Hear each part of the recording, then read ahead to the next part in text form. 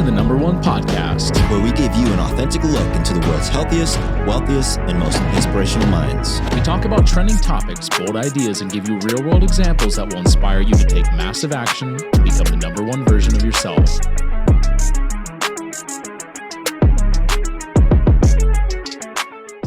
Man, I'm super excited today. We are joined by DJ Thielen. What's up, brother? Good to see you, man. Yeah, man, I'm super happy to have you.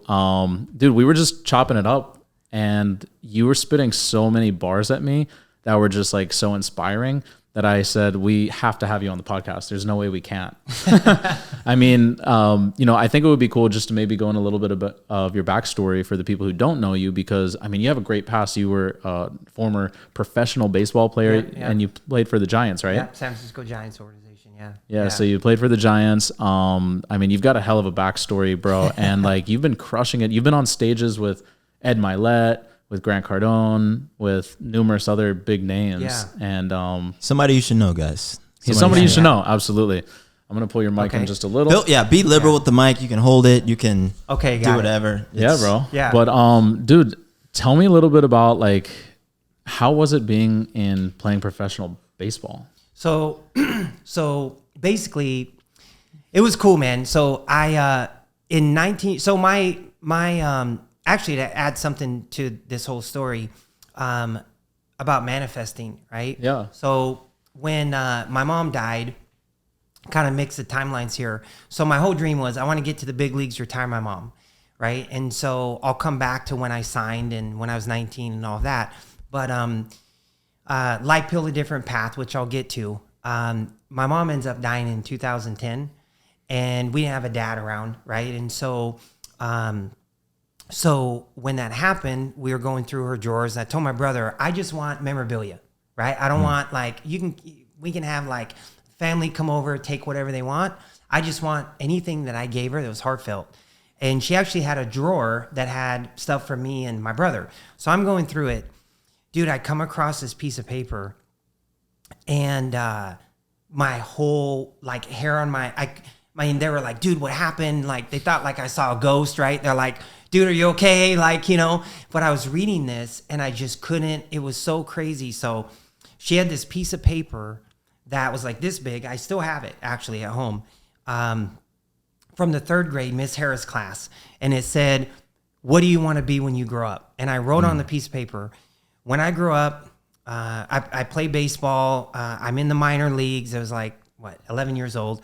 I'm the best player in the minor leagues. No lack of confidence, right? Which it takes, so I guess, belief. And when I grow up, I want to play professional baseball.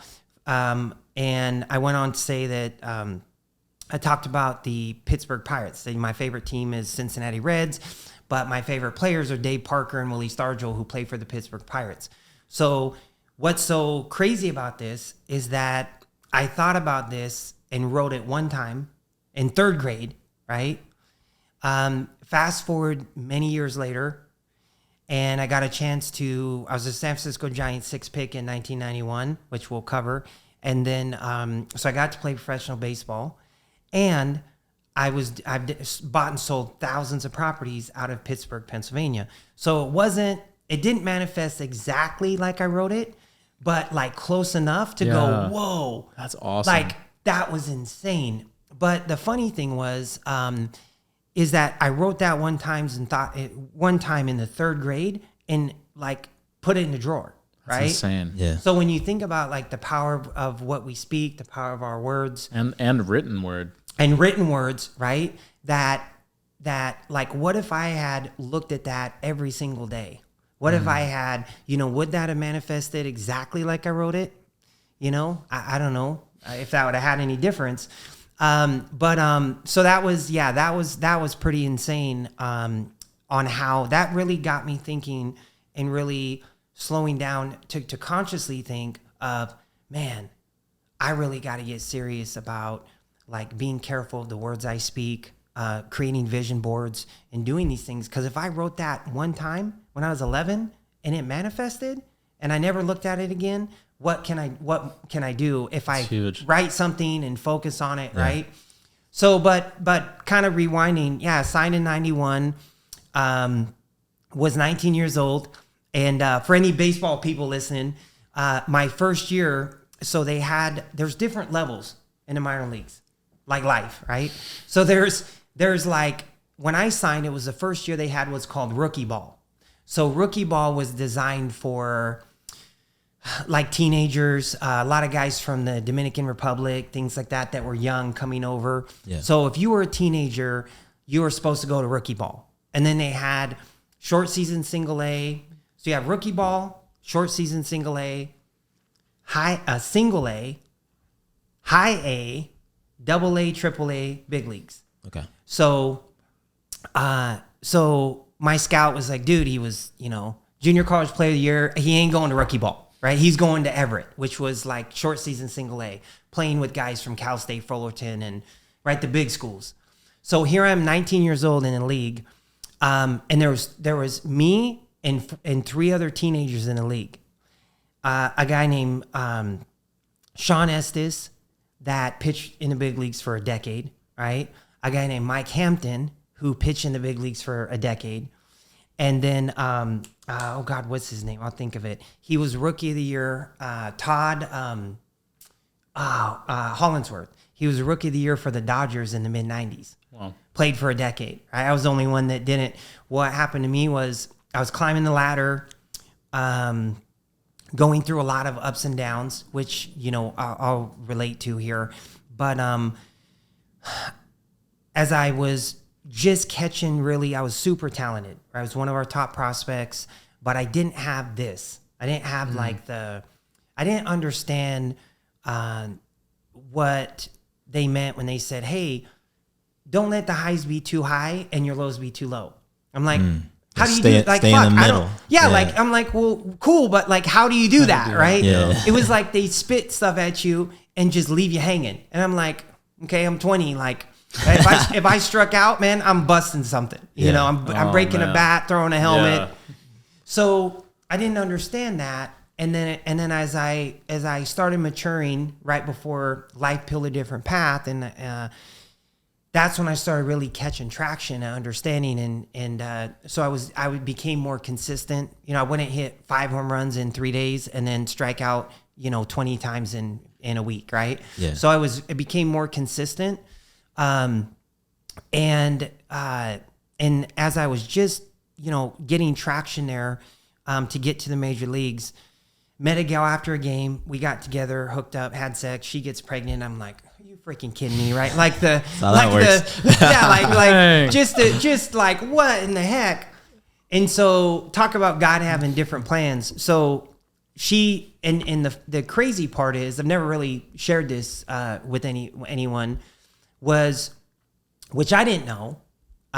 She went to a ball game, had kind of broke out of a drug rehab facility in Los Angeles, Narconon. She was there getting clean, thankfully. I didn't know any of this. Yeah.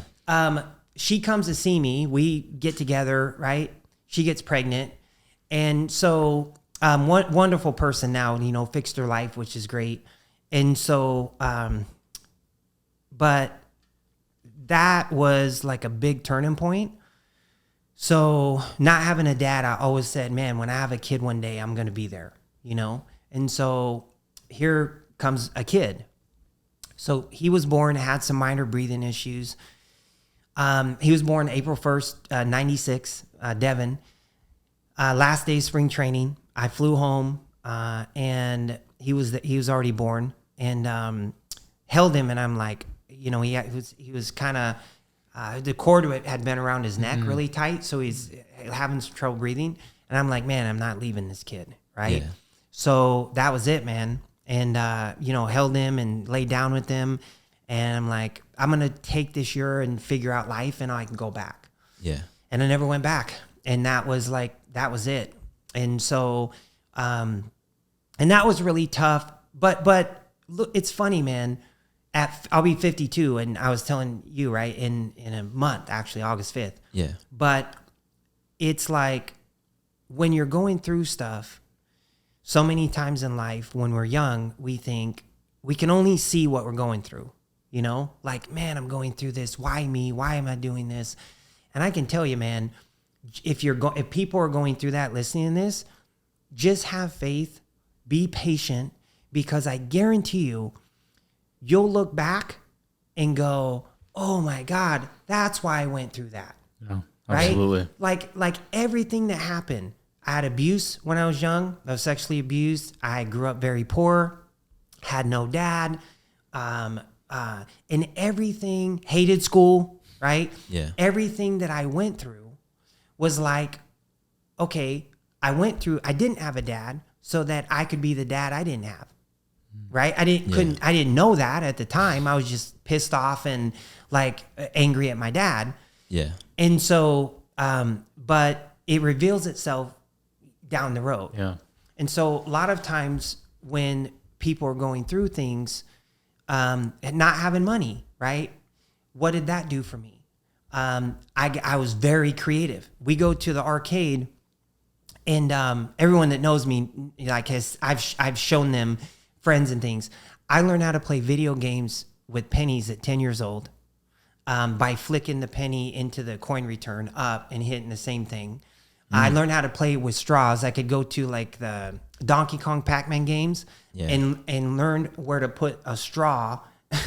This is true shit, man. It's crazy. and rack up credits, right? So at an early age, being poor, it taught me to like completely think outside the box. Yeah. And what that did was, by being able to think outside the box in life now, again, at the time, kind of sucked. I couldn't have things that my friends had.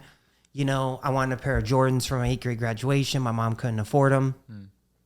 But then fast forward many years later, and that ended up being a blessing, because everything that I did in business and real estate was always different than what anyone else was doing, because I could look at things. Yeah, you're getting creative. Get creative, right? You could look at, I didn't live in a box. And so I think that people that are going through stuff, if they can just understand that, man, just hang on for one day. Like, let me just hang on for one more day. Let me go on YouTube, watch a Ed Milet video, watch something positive, listen to a Joel Osteen message, like something to just make me feel better, to just get through this day, and just know that in a year, 2 years, 5 years, 10 years, you'll look back and go, man, that was the best thing that ever happened to me. Like, had I not went through that, man, I would not be able to be where I'm at. Yeah. So, right. And so, you know, there's man, I could rip on this all day, but No, it's great, man. This is all solid stuff. It's interesting. Like, well, you know Pat, but you know we had Pat on yesterday, and like just that nugget on faith and just like trusting the process is super important. But I definitely can relate to that. I mean, I squatted for a summer in college, you know, and like at the time I'm like, this just sucks. Like, you're ducking and dodging. I didn't want anyone to know that I didn't have rent money, and so I was paying for school, but I had no money for rent. So I literally just snuck into the campus housing so I could take like calculus and some other engineering bullshit at the time, right? So I did it, and then you look back on it, but like those experiences frame how you approach life, of like what's acceptable or not in like terms of effort. And so when I talk to other people and like you're just going through the grind, you always have that experience. It's like, look, I literally squatted, you know, for a summer and just slept on a futon with no furniture, like nothing. The futon I got out of the dumpster. So a bunch of kids moved out. I was like, I need a place to sleep. So I grabbed the futon. It was on the second floor. Like, I climbed the balcony because I didn't have a key. Would go in through the sliding door, and that's where I lived. I just lived on campus illegally. So those experiences definitely, like at the time, because I remember very much how it felt at the time to just have that level of anxiety and discomfort. But it definitely helps you, like when you are grinding and working, like at work and just working on the weekends and like all the extra stuff that you do, you know, that you talked about, it definitely makes a big difference. I think what it really does for a lot of people is, I think, and we were talking about this with Pat yesterday, that's why it's so cohesive. Yeah. Sometimes, like, we all have this desire in us. It's an innate desire to achieve something. Whatever that may be is different for everyone. At least it should be. If you're really on your path and you're connected to source in your own way, you'll understand where you're supposed to be going.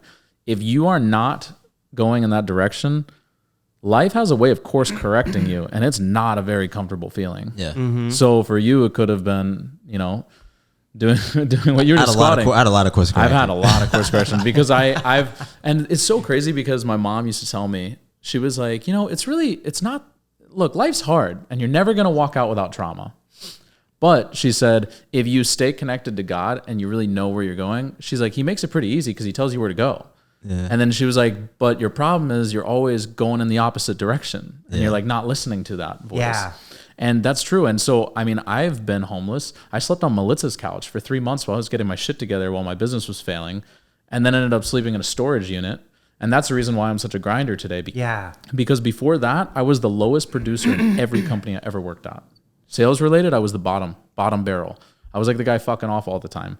And after that experience, when I had to work because I was sleeping in a freaking storage unit, bro, I'm the hardest worker at every place, every endeavor. I will do whatever it takes to make it, because I know what it's like now. But life course corrected me in a direction so that I'd be back on my path, because I was going on a whole nother journey that I wasn't meant for.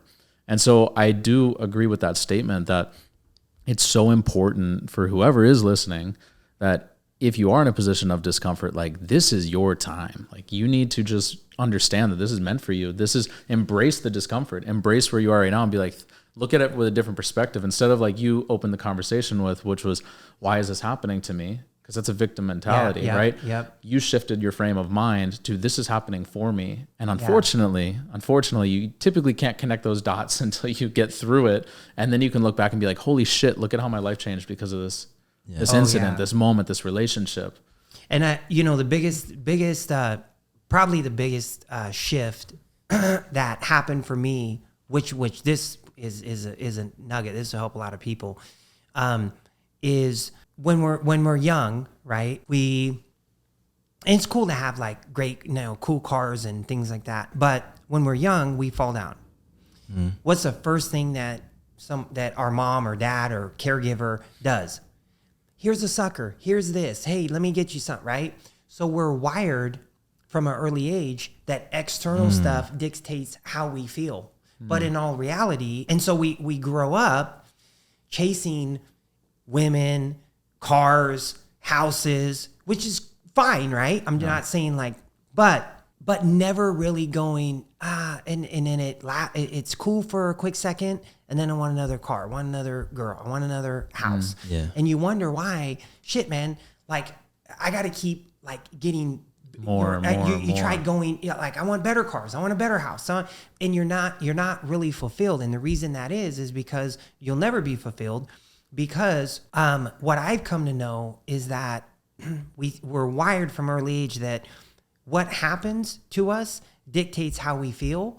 But I've come to, when I start understanding how I feel will dictate what happens to me, right? And in the morning, that's why my routine for, I would say, a good solid 7 years has been waking up, meditating, swimming, praying, having my coffee. When I swim, after I meditate, I smile as I'm doing my gratitude, and I'm feeling happy as I'm doing that. And then it's like a charging routine. Yeah, I start my day feeling good, and I try to just carry that through the day. That's awesome. You said, how long have you been doing that? I've been doing that like every single day consistently for probably 7 years. What was the... That's incredible. Yeah. 7 years ago when you started it, plus or minus whatever, what was the decision? Like, what did that process look like for you to decide to do that every day? Was there an event or was there... No, I was doing it, but not every day. Consistently. And I was in at the time, we wrapped on this. I was in a marriage that, was not going to be lasting, right? We'd been together for many years, and she's a great person, and there was some differences. But what happened was I started going, hey, no matter what I'm going through over here, I can't allow that. So I really started to go, you know what? I'm just going to, even though this is going on, I'm going to see if I can go through my day and be happy, right? Even though there's this stuff going on, maybe at home or maybe in someone's business, like I'm going to do everything I can and trick my mind or whatever. I'm going to set a vibration in the morning. You heard of Abraham Hicks, the vortex. Yeah. Okay. Yep. So I'm going to create a vortex in the morning that is just positive, happy. And then I'm just going to do my best through the day to carry it through the day, not let things knock me off. So what started happening was, is that's really, I think anyone listening to this, if things are good, if things aren't good, especially if things aren't good, is to focus on, hey, let me wake up. Let me, if they're a person of faith, let me do some praying, but let me get into some really gratitude, but feel it, right? Like when I'm doing gratitude, I'm feeling it. I'm smiling. I feel the sun. And it's like, it puts you, I didn't understand really back then what I was doing, but now obviously listening to the Tony Robbins, Joe Dispenzas, and Ed Milet and all these people, you start realizing like, damn, I understand now that I was changing my state, and which internally, when I'm feeling good and I'm happy, I'm gonna naturally look at the world through a lens, right, of hey, how are you today? Oh man, that caring, loving, right? It's like you're vibrating on that level to where like everything you look at is you're going to just notice different. Whereas if you start the day and you're pissed off and someone does something, oh man, this is bullshit. Why is this? And I have now it's like I still have those, but they're like 5-10 minutes. Yeah. And then I get over it because I'm aware of it. Exactly. And then I can turn the page and go, okay, let me reset. Like in my office, on my wall, big flat screen, all day long, positive images playing all day. Italy tour walks, right? Monaco tour walks, like things to set my vibration and my energy, and just because we have so much more control at a young age, playing pro ball especially. Man, I strike out, freaking bust a bat, kick a helmet, like yeah. And it was like, I didn't understand when they said, don't let your highs be too high, your lows be too low. What they're really saying is, dude, you can control your thoughts. You can control what you believe. You can control your self-talk. You can control your emotions. For us, if you think about it, I can actually control my emotions. Like, that's crazy because we go through life, right? It's like someone cuts us off or especially on 95 right here in Florida, in Miami, it's like crazy. No, it's nuts. If you can control your emotions on 95, start to finish, you're doing you good. have reached. I just did that on the way here. Yeah. I'm you working got on sweat it. coming down your back just thinking about it. Yeah. But yeah, but it's crazy, right? Like, and so when we're in those situations, the best thing we can do is start practicing that and going, okay, I'm going to choose this drive on 95. My gal is constantly stressed out. Don't want to drive on 95. Hates 95. Baby, don't be on your phone. Don't do this. Are you okay? Are you okay? Be careful. Be careful. Yeah, That's what I hear all the time. I'm like, well, you tell me to pay attention. You're texting me, right? Yeah. But with that said, it's like, man, I can actually, I have total control over if I want to get pissed off at something or if I want to ignore. I was in the gym the other day. True story. 2 days ago, I posted on my IG. Big guy, heavy set, totally out of shape. Yeah. I'm doing lat pull downs. And I'm probably, I'll be 52. I'm probably close to his age, right? Yeah. And my gal was over here and I have my headphones in, like listening to my trap music, right? And I'm like, my workout music. And so I got some good ones I'll send you too. Hey. But basically, he's talking to me and she goes, hey, she gets my attention and then take it off. He goes something about, hey, why are you letting the weight control you? You got to do it like, and I literally didn't say nothing. I put my wireless earbud back in and I went and cause I would do planks and then I'd lift and do a planks and then, right. Yeah. So, and I just went back to doing my planks and completely ignored him. Yeah. Right. So it's kind of like, but you see so many people in life, it's like they're going to their parents about opportunities or financial opportunities. And again, I respect for people's parents, like you should respect them. I'm not saying you have to say, I'm not listening to you, but if somebody hasn't got the result that you're wanting and you're taking advice, it could be fitness, it could be financial, it could be,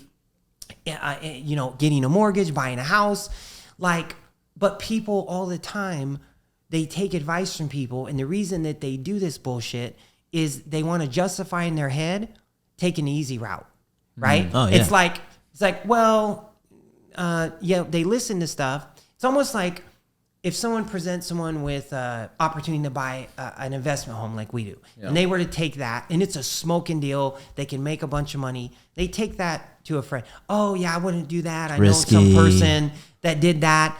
Blah blah blah. Yeah. Right. And then, and then they come back, and it's almost like that person is self-sabotaging. They're really subconsciously looking for a reason to not do something that truly is in their best interest and good for them, because it keeps them at their comfort zone. It keeps them at the, Ed Milet calls it thermostat. It keeps them at that temperature to where it's like, if it gets too hot, if I get too much money, if I make have too much success, man, now I'm like at 70 degrees, I go to 120 and I'm overheating, and it's not normal. So, all these things, man. And so I think people just need to be more aware of how much control like that we actually do have when it comes to our mindset, our energy, and just life in general. Well, I think it's also wise, piggybacking off of the previous sentence about parents. I mean, there's things I will not share with my parents because I know that they're so risk adverse that if I share it with them, they're going to tell me. And I love my parents to death. They're incredible, both of them, right?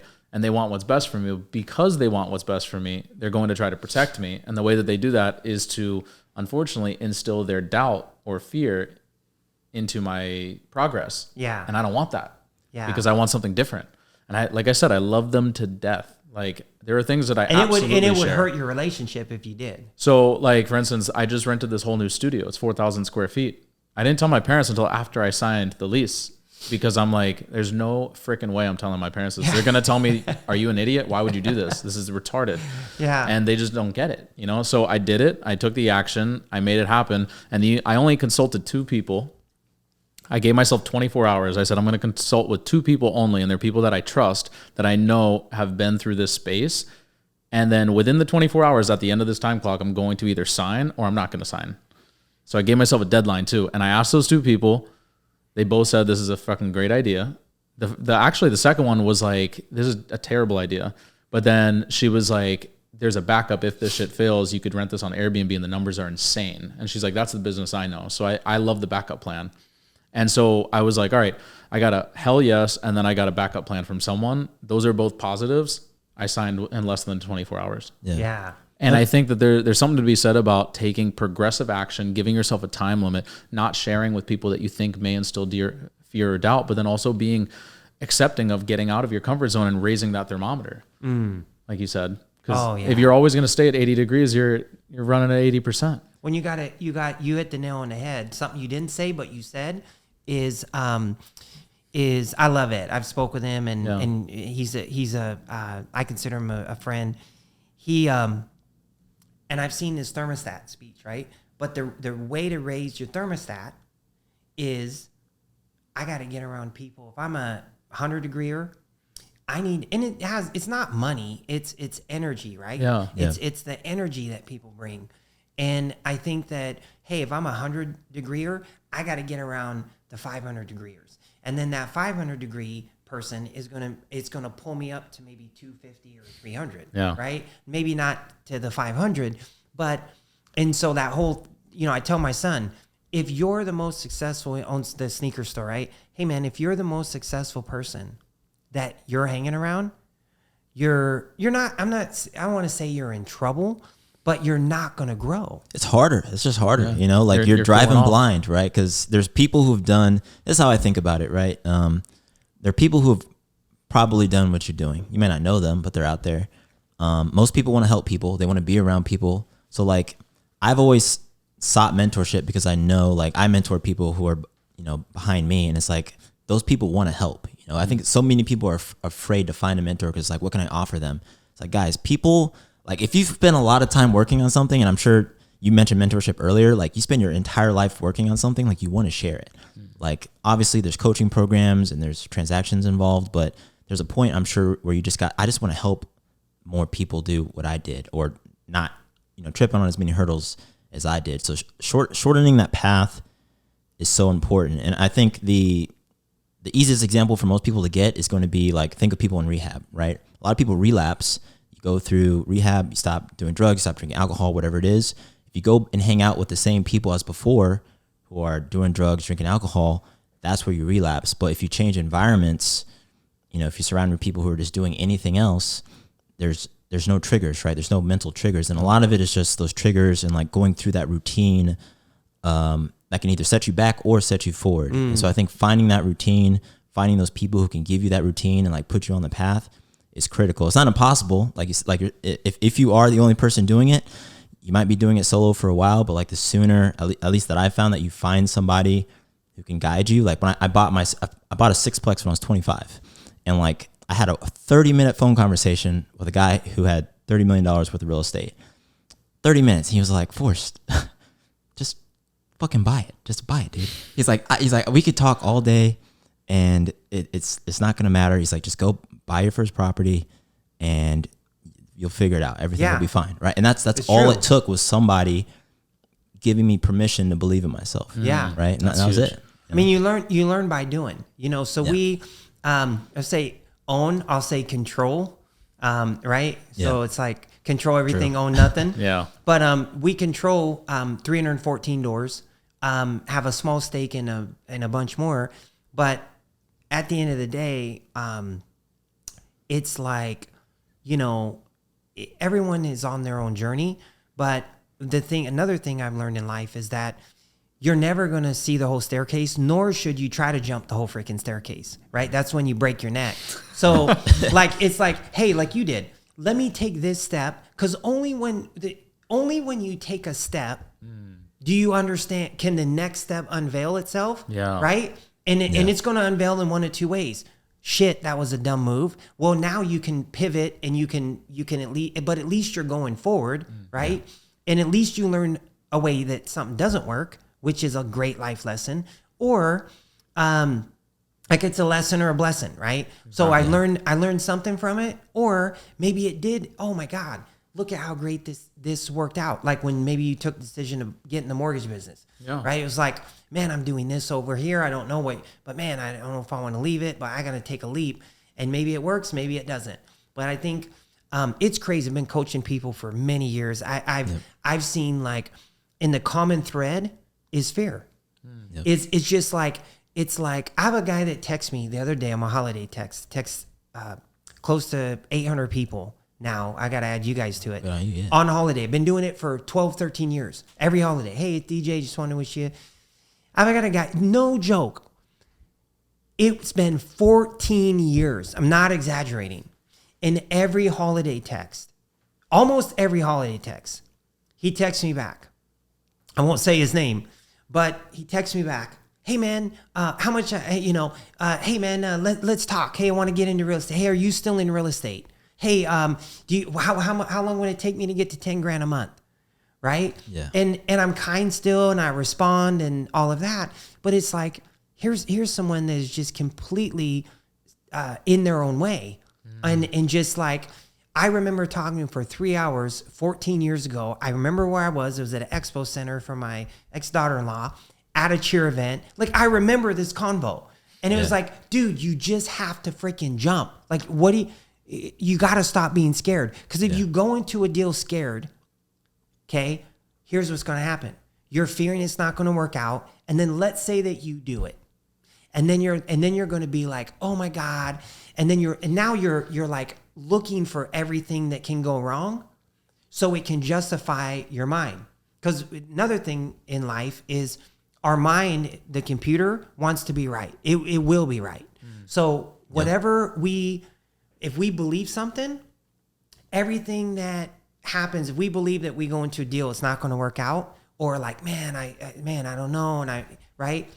Then what's going to happen is everything that we look at externally is going to be through a lens to actually, we don't even know it's happening. Sabotage. To actually prove the mind right. Yeah. Oh, I think this person's cheating on me, right? For example, that's a whole nother. Let's say someone believes that. it don't matter if it's happening or not. If they believe it to be true, you see all the signs. Everything they do. Oh, they didn't call me back. They didn't answer their text. Right. They didn't, right? And all of a sudden, manifest the reality. And we maybe all have been through this. And so, but at the end of the day, and then you might push them to cheat. Yeah, and then it's like, no, but you know You're what? so You hit the nail on they're the just like, head. I might as well. I might as well. You already think I'll You do hit it. the nail on the head. It's like, man, this person's being a complete jerk to me, Yeah. right? Because if they believe, if someone believes that someone's cheating, They don't trust. whether they are or not, I'm not saying that, and I'm not advocating that, okay? Yeah. I don't believe in that. I'm just saying, if somebody believes it, they're going to be mean to them. They're going to be, and then what it's going to do is they believe it's happening. So guess what they're doing? They're literally behaving in a way to make it to make it true. Yeah. And they don't even realize that they're doing this. And this is the problem with society now, is people act in ways that just lash out. They're not understanding, like, let me slow down, right? Everyone wants to go so fast. Post 5 videos a day. Listen to Gary Vee. Post 5 videos on 5 things. And they're going, God, they want to go so fast. But sometimes it's people got to slow down, take a deep breath, and have time for themselves to reflect, to think, Well, to that's meditate. vital. That's vital. Oh, it's huge. I mean, there's so many things that any like substantial progression that I've made in life has come from a season of isolation. That's like by myself with no distractions, with no phone, no computer, just literally being in isolation by myself. And now some of it has been forced placed isolation. Like when I was in a freaking storage unit, you know what I mean? Like I didn't want to be there, but I was forced. And then when I got out of the storage unit and I had to move home, I'm now renting an apartment for $500 a month, or I'm sorry, a room in somebody's basement. And when I would get home from work, because I was paying off a boatload of debt at the time, when I would come home from work, I had no freaking cell reception. So the only thing that I could do, like I was in a fucking bunker, right? When I would get home. And so now for 6 to 8 months that I was there, every night when I get home, I have no cell phone. All I have is a book. I have books. I could read books and I could be by myself and I could journal. And that is what gave me the ideas and the drive that I needed to get back to Miami in order to build what I have now in the mortgage industry. But that happened through isolation. And now there's some of the biggest pastors I follow, whether it be Mike Todd, Rich Wilkerson, I love Mike Todd. Any of these guys, what they do is they'll go away for like a whole month and they'll say, or they'll go away for a couple of weeks and they'll say, look, like everything else is on autopilot. They're running, and now I'm going to retreat and take some time away to be in isolation with my family. Nobody has my cell phone number except for 2 select people, and those are the ones who can reach out to me. But we need to be in isolation so that we can come up with the vision for the next season that we're going to step into as an organization. Yeah. Yeah, you have to take that step back to like reflect. Like when you're in it, that's fine. You're grinding, and you have to take that step back. I wanted to touch on that too. Like when, the desire to post, and this is completely ironic because we're recording a podcast right now. But the cool thing about long form and why I like this is you get to connect with people, right? Yeah. So much of people building businesses and brands is like just throwing it out there, which is fine. You get it. Everybody does business, right? But it's harder to just build that trust with people, and that's based off an authentic connection and a base belief that person maybe isn't out to get you, right? So much, at least in Miami, but even just in life, like things can become very transactional. Yeah. Right. And it's nice sometimes to just meet people and build a relationship. And then when transactions happen, Pat talked about this yesterday. It's like, you have to do business anyways, right? So you might as well do business with people you like, but it's hard to like people if you show up with this predisposition of a zero-sum transaction, or they're out to get you, or they're going to stab you in the back, whatever just it like is, he right? spoke about with the cheating, you're coming in with that mentality, and now you're going to look for all the red flags, whether they're there or not. Yeah, like my son says this all the time. I can't find any good people. I can't find any. I'm like, first of all, number one, with love, right? Because he and I are tight, of course. I said, dude, you've got to stop speaking life into it. You're feeding it. You're actually feeding it. Second, so first you got to stop. You got to change, not just stop what you're saying, but you have to change your self-talk. I can find, and when you're meditating, do it. It's, I find people are attracted to me. I find people easily want to work for me, whatever it is. But you've got to change that, number one. Number two is that you have to become, I've got a whole thing that I called be, do, have. Be, do, So have.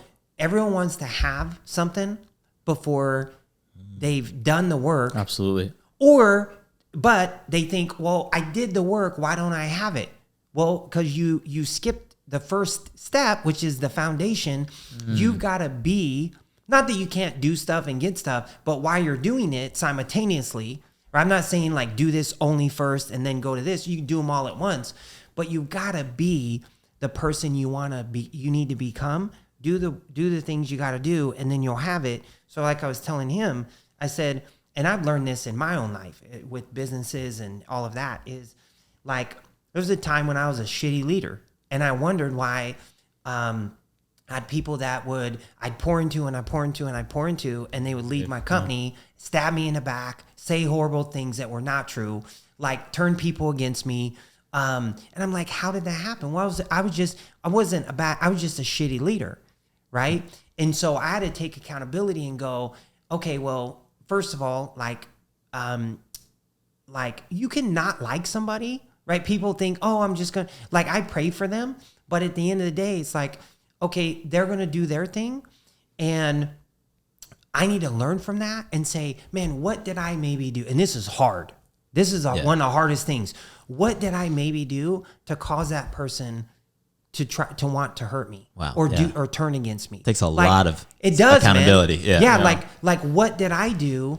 Right. And I can look back, and when you ask yourself that question, your mind starts going there and going, okay, I did this. I did this way. That probably caused them to think about this, or maybe whatever, right? So then you start going, okay, I get it now. And so now, like with a team, right, that we built, and you go through that in life. And so I say these things because, like, I went through them. I did them wrong. I screwed up. I made mistakes. And so I share with people, and especially my son, dude, you need to change your self-talk. You need to look and ask yourself, why are you not attracting good people that will stick with you? And then you need to be the example. Dude, it's your business. You can't freaking expect anybody to put more work in than you. And if they do, they're going to want it. And if they're going to want a large portion of it. Yeah. I said, so, but you have to be positive. Think about this. I said, if my phone rings now, right? You have people that you look and you want to take it, and there's people you look and you hit ignore, right? We all probably do. Yep. So like I said, you want to be that person that they're like, oh, hold on, this is DJ. Hold on, Joe. Hey, DJ, what's up, bro? Hey, man, what's going on, man? How you doing? That's true, right? Because I said you've got to be conscious of the energy that you put on other people, because, like, if you're the kind of person that uplifts people and makes them feel good, then they're going to want to be around you. Absolutely. But if you're showing up, oh shit, I got to do everything. I got to do this. I got to do that. And you're bringing that energy, dude, like, you're going to repel good people. Yeah. Yeah. And I think that is valuable. Like, that's so key. Drew, you're really good at this. They'll just randomly, like, hey man, I appreciate you. Like, every once in a while, and it might be part of a practice you have. I don't know. I appreciate it. But just being somebody who just shows up positive is inherently valuable. And I think a lot of people don't know what they have to offer or bring to a relationship, or when you're meeting people, networking with people. It's like, what do I have to offer? It's like, just be a positive light, be a positive energy source, so that when you call this person, it's like, oh, I look forward to this 60-second, 5-minute, whatever it is, conversation with this person, because I know it's going to cheer me up. So yeah, just wanted to double down. I think a lot of people, and it's not really a part of a practice per se, but like oftentimes I'll just feel a certain way in the moment. Again, going off of your feelings. And I really try to pay more attention to the good ones than I do to the bad. And not that I want to be numbing or avoiding or ignoring by any means, because I do think that there is a place for you to really feel the negative emotions so that you could get to the core root of them and heal that. Right. But when you have a good emotion and you're like, you know what, I really just thought of this person today, and I just want to let them know, like, they're fucking awesome. Yeah. Why would you not in that moment? Because if you don't, you're going to forget. Why would you not in that moment make the call and just hit them up and be like, yo, I was just thinking about you. I hope you're doing well. I was talking to one of my buddies yesterday who was going through something, and, my dad came up, we were talking about it with Pat yesterday, and I'm like, he was like, dude, why don't you just call him? Just leave him a voice note or let him know like how much you love him and how much he means to you. And so I did. Right before I got on the podcast, I did. And when we got off of the podcast, I go into my car and my dad was just like so happy. He sent a note back and I love you so much. I'm proud of you. This made my day. And I'm like, it's the little things, bro. Like if you feel in a moment, take action. This goes back to taking quick action. There's something about implementing quick action that will change the game. Oh, dude. Yeah. Whether it's a feeling, whether it's a business idea, dude, if you leave too much time in between the spark of creativity and the implementation phase, you will lose. So it's funny. On the way here, my gal that runs our sales, Caitlin, awesome lady. I mentored her for a couple years, and then she ended up coming on sales, and I mentored her in that, and awesome person. And she lives in Connecticut. And then Josette, we've just got a great team. But I was just talking to Caitlin on the way up, and I'm like, and they know, right? I'm like, did you put those sticky notes on your in your new office? There's 3. Heart connection. I want them conscious of this. Heart connection, the why. Like, why are they buying? Why are they wanting to move? Why, right? The why, the emotional driver. Okay. And then speed, right? I've been telling my team, like, consistently lately, speed. We're renting one of our properties, speed, right? Like, getting to them first, calling them first. Because everybody, I'm telling you, people are freaking lazy. So Super lazy. I said, dude, I'm telling Like crazy we just lazy. rented a property 2 days ago on the 4th of July. A guy calls in. I let my team have it off. So I took the inquiry. Yeah. We ended up working it out and went and saw it, loved it, blah, blah, blah. Quality family, like literally rented this property, top dollar, right, for one of our investors, good buddy of mine. And long story short, it's like he was getting like $850 or $895 before we rented it for $1195, right? So 30% more. And the people are quality, great credit, close to 700 scores, great job, good young family. And I asked them, why? I asked them like specifically, so what's making you move to this area when you're an hour away?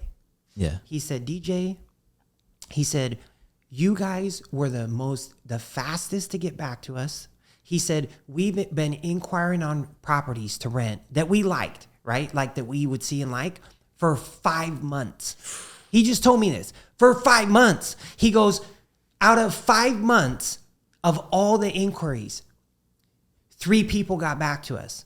And you guys by far were the fastest. I'm not gonna name names. Or sorry, I forgot you off. Finish here. Yeah. No, but so my whole thing, and this is why I keep telling my team, speed. Because if it's in everything, right? Yeah. Time kills. What's the old saying in sales? Time kills Yep. deals. Yep. But it's like if you can just act with a sense of urgency in everything in life, man, it's just you'll catch so many more opportunities and so many more breaks. You'll actually make your opportunities, to be honest. But yeah, what were you gonna say? I have a parallel story 100%. So we were gonna move to a different place in town. We've been in this block since we moved here 2 years ago from New York City, right? Inquire like, hey, can we do a tour? Don't get back to us. Schedule it. It doesn't go in their system. It doesn't work. So I'm you know me, I'm just like, I'm already annoyed. I'm like, come on, I'm literally trying to give you my money and you're making this as difficult as possible. So I call them again from a different number. I'm like, hey, I set up an appointment with this person. They didn't get back to us. What's the deal? Long story short, we finally get there 2 weeks later. I follow up like that day, like, hey, send me a list of all the units that we just toured. Doesn't come for like 2 more days. And then after that, I'm just like, F these guys. Like, I'm just not going to do it. And then they, like 2 weeks later, like, hey, you guys still interested? And I was like, no. Like, I have a small window of time. Yeah. Like, this is an inbound lead. Somebody who is just gonna, like, I was ready to just sign the lease like that day, and I would have moved. Think about how much that happens. That's why I tell my team when we're renting a property or selling whatever. If we call, we're going to get with them within 15 minutes of a message, a DM, if it's through Facebook, if it's through Zillow, whatever. We're getting with them within. I'm like, we don't get to them in 15 minutes. Like, that's not acceptable, right? Because nobody else is getting to them. And so, but if we get to them quick, guess what we catch? There might be 8 deadbeats, but we catch the quality one. Yeah. Right? Yeah. We catch the quality one. And when we talk to them, we're high class, we're very seasoned. So it's like they're gonna, we're gonna connect with them. And if they're a good fit, so that's how we catch people. But a friend of mine, we just came from his event, Mark Evans, 15 years buddy of mine. He's a mentor of mine. He told me this years ago. In business, and I think in life, he has one saying, and I think about this saying at least 10 times a day. What would it look like if it was simple? What would it look like if it was simple? And so many times in life, in business especially, people want, I got to have this CRM and it auto replies. And dude, just pick up the phone and call people. Yeah. Right? Just get, like, if you look back, and I'm not saying like CRMs are important. I have apps. I was showing you guys an app that I love now, is great. But at the end of the day, it's taking the action. Absolutely. Right? Like when I started in sales at a Thomas Guide, which you guys are too young to remember Thomas Guide. You guys are like, what the fuck's a Thomas Guide? But it's a map. It's a book this big, and you flip the pages. It's an atlas. It's an atlas, and I had to look. There was no talking like I remember deals. And I'd have to mark, right? And you'd have to go to this exit, and you look literally on a map. And I was running 40, 50 appointments a day when I first started, when my son was little, in sales, selling security systems in home. And so having a notepad and writing stuff down, and I always look back to that, right? Not that there's not more efficient ways with AI. I use AI a lot and stuff, but it's like, man, if you got a phone, dude, especially one of these, right? You got an iPhone now. Just that alone, you don't realize how much farther ahead than you were at people that made it successfully with just literally a phone and a piece of paper and a pen, right? You don't need all these complex systems in fact, a lot of times people's systems and processes are so complex they hold you down that a confused mind doesn't buy. Right. Well, a confused mind, they get stuck. So I try to keep it simple for our team, especially. But at the same time, like sometimes it's like when you have a lot of deals going on, like, in the mortgage business, like it's like, where's this file? Where's this? What's going on?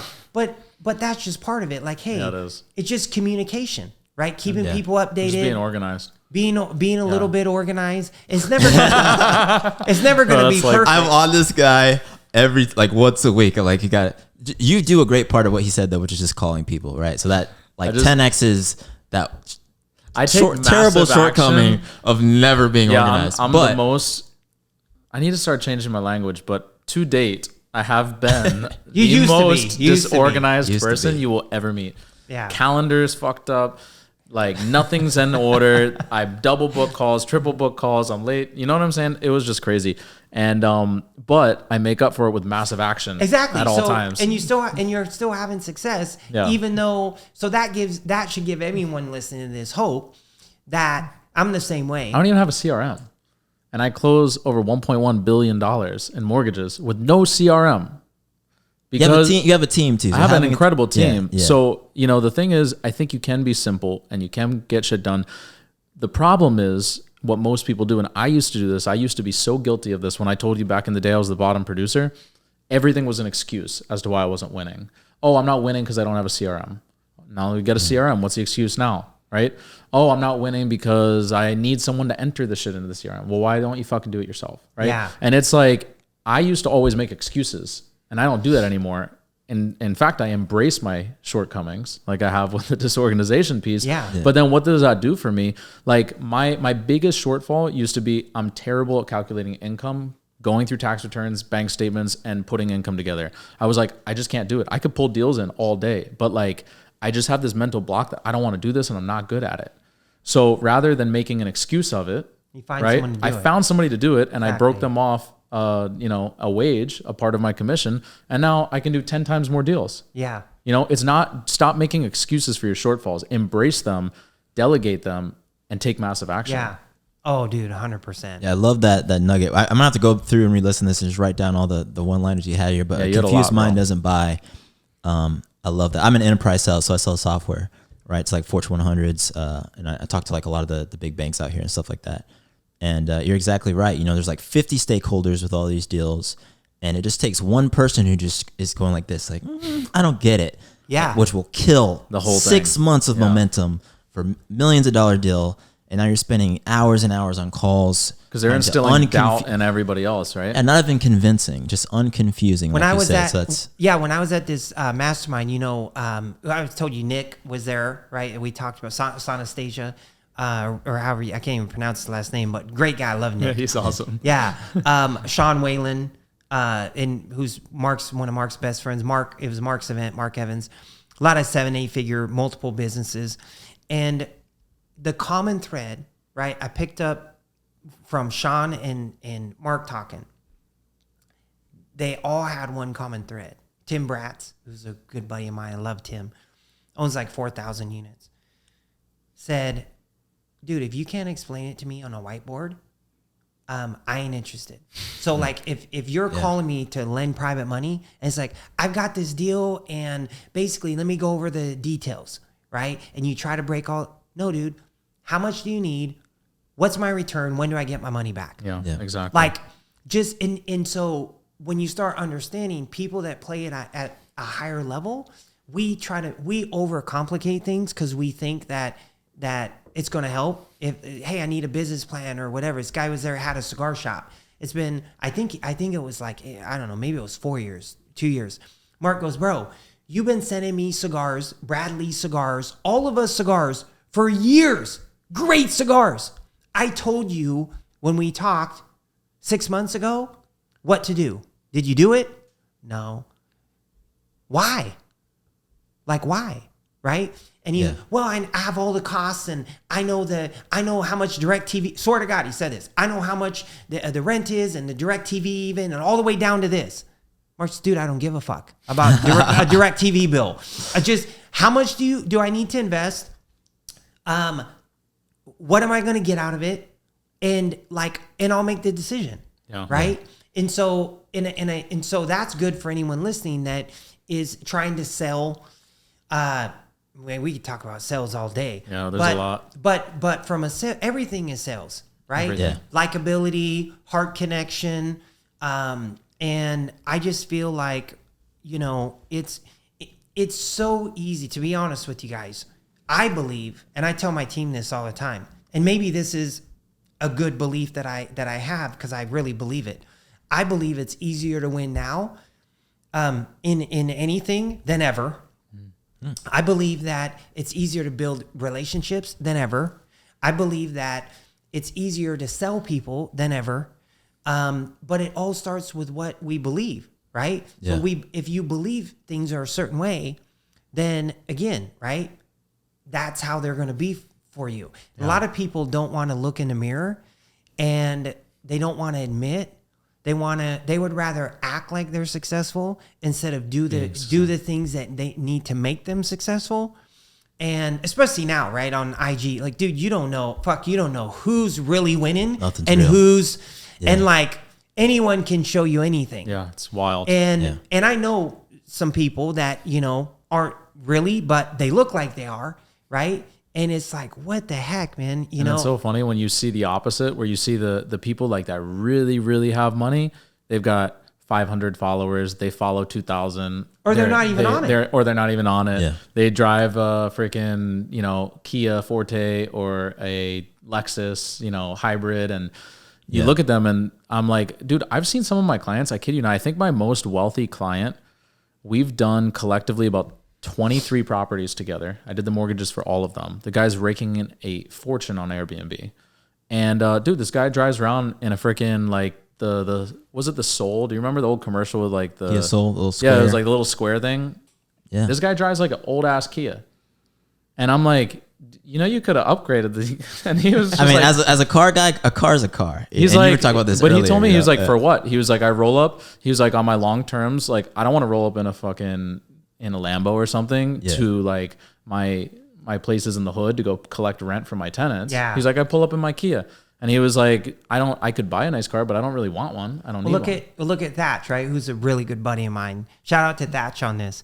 But so Thatch actually, I mean, you've seen his, I mean, Lambos, Rolls Royce. I mean, who knows how many cars that guy has, right? But what's he dressed like when most of the time, sweats, right? Chill, Yeezys, some Dunks, like, you know, everything that he wears, he likes. But what's he go out in? A freaking Honda, a little like Honda Accord, like, I don't, you know, 2005 Honda or something like that. So he drives a little old Honda Accord around, right? And he gets out, he's in sweats, and he goes up to the door, and he's got a notepad, right? He's not going up in a suit and pulling up in his Ghost. No. They're gonna be like, yeah, I'll sell you my house. Give me $1 million. You can afford it, right? Like that's the thing, right? That's true. And so in so many times that you're exactly right, man. Like the wealthiest people, my gal Kristen was in the financial world, and some guys, one of her best friends has become one of my close friends, had very, you know, beautiful cars, wears a suit, but very humble. But then you see other people, and you're like, man, that dude's liquid, 100 million.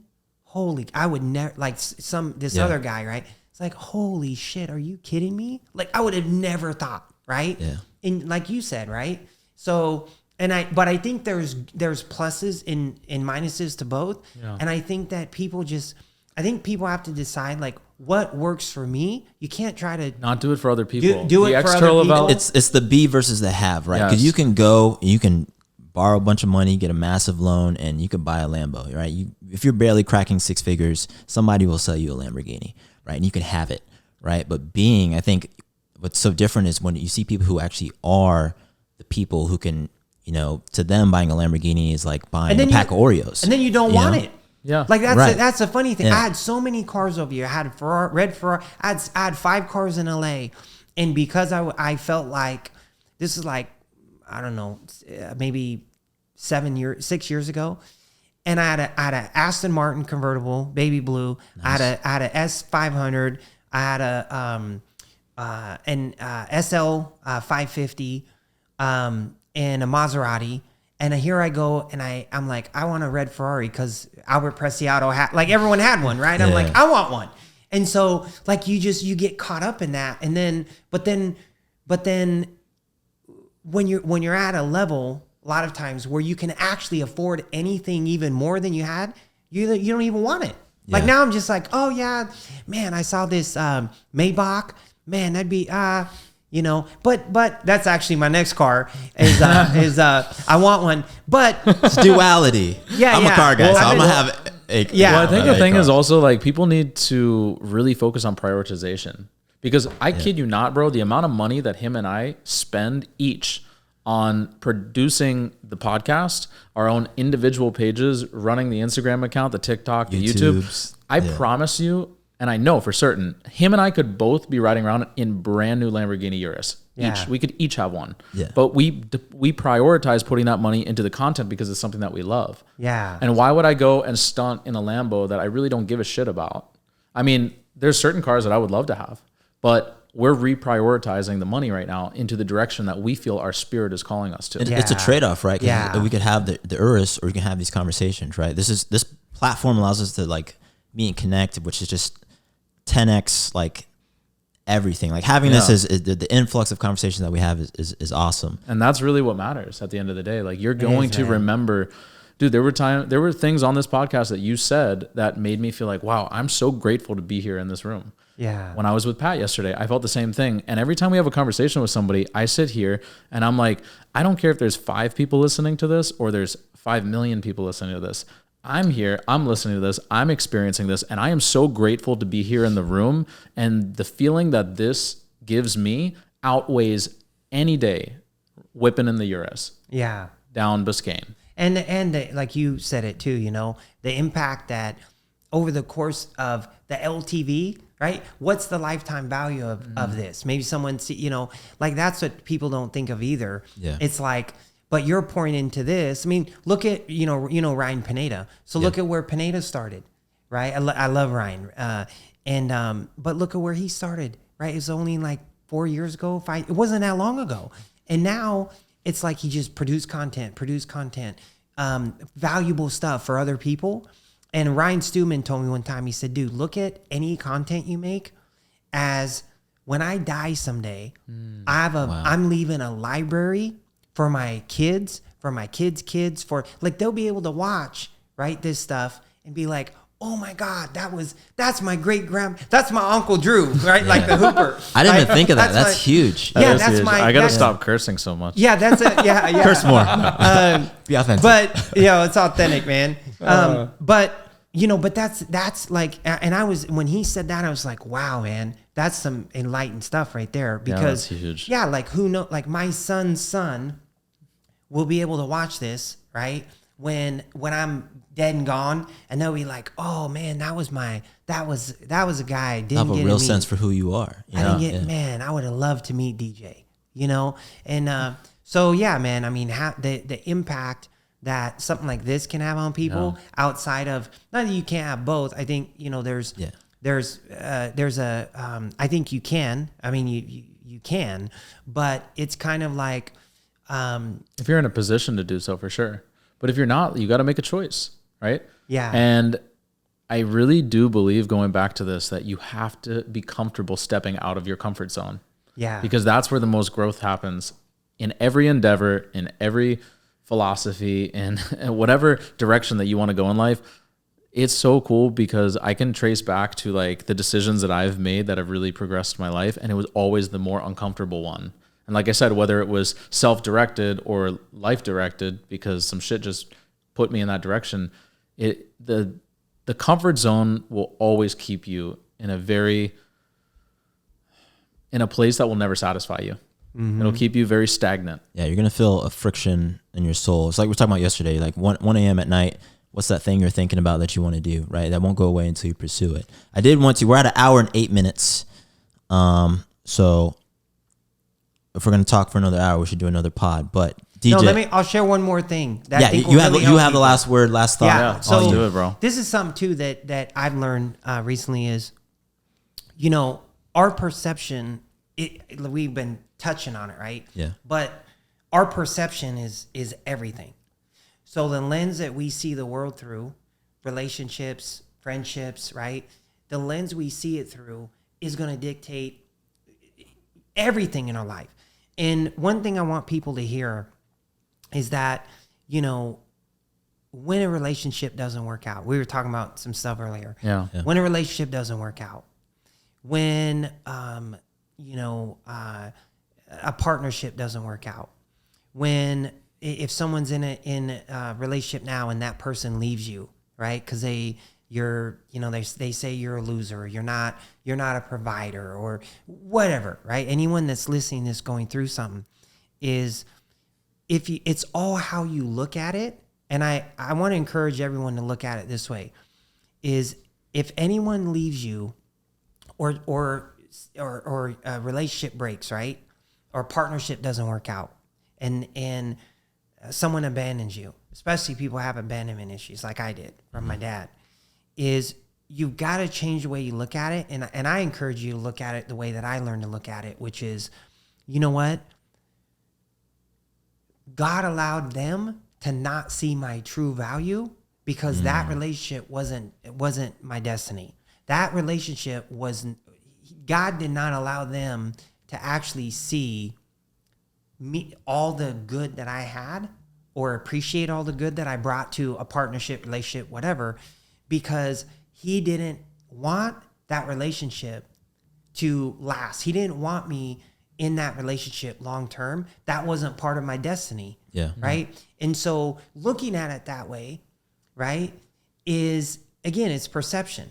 Now I can be like, yes, that was that. I'm glad that didn't happen. So then anything that doesn't work out, now you're looking at it as if, hey man, I'm glad that didn't happen because God didn't have that in a line for my future, Right. So, and I think that will help a lot of people to be able to go, hey man, everything's working for me. Absolutely. And even if something doesn't work out, man, I have a gal that I was in love with when I was young, and I will not name her, of course, on here. And I showed my son broke up with his girlfriend a couple years ago. They were together. He was devastated for a second. And I said, dude, can I help you get over this? Yeah. We're in LA. I said, dude, let's go to Santa Monica, hang. But I taught him a lesson.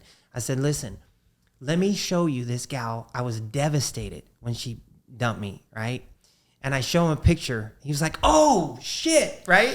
He goes, dude, she looks like a linebacker for the Bears. And I was like, yeah, you know. But I said, but that's what I'm saying, right? Like look at what God had in store for me. Yeah. Right? That I was so like, why did this happen and what, right? And as soon as that ended, something better was able to come along. And so if you just look at life that way and decide, hey, I'm going to look at things as a benefit to me, that this is part of my, this is what God had in store for me. Like Ed Milet says, the worst thing that anyone can do is get to heaven, have God reveal the person that show you this person, and you don't recognize them. And you're like, who is that? And he goes, that's the person that I had in store for you to be, but you never became that. So like, think about that, right? That's like some bone chilling stuff right there. So yeah, I mean, you know, just looking at things like, hey, if they don't work out, then it's supposed to be that way. And then you can let go, you can move on quicker, and you can just, you know, just a perception, how we perceive anything, and decide to, I think, look at things is everything, man. But dude, I appreciate you guys having me. Yeah, bro. Man. Thank you for coming on, man. This is so many great words on here. Drew, did you want to follow up on that at all? No, man. I loved it all. Yeah, I'm super grateful for you coming on. Like I said, I knew that you had a lot of great stories, and we've only touched base on like a few of them. Yeah, because you've got a lot. So I would definitely love to do another one where we can talk, you know, about more going deeper into the relationship aspect and what that looked like, how you got through that. I think even the relationship or lack thereof with an absentee father is something I really want to touch on. So I want to do another episode with you for sure. But in the meantime, dude, I'm really happy that you came through, bro. Yeah, thanks, I appreciate man. you coming. And before we let you go, I want you to tell the people where they could find you. Yes.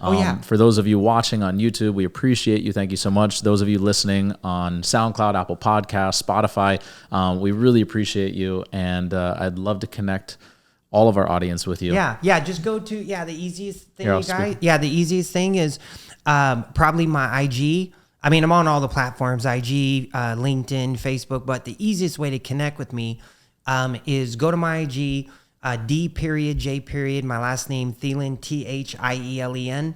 And I answer all my own DMs. I don't have a bot. I don't use, I don't get that many. I mean, but enough to handle. So I answer all my own DMs. So someone DMs me, or message me, hey, I'm having this challenge, or hey, I heard this, it inspired me.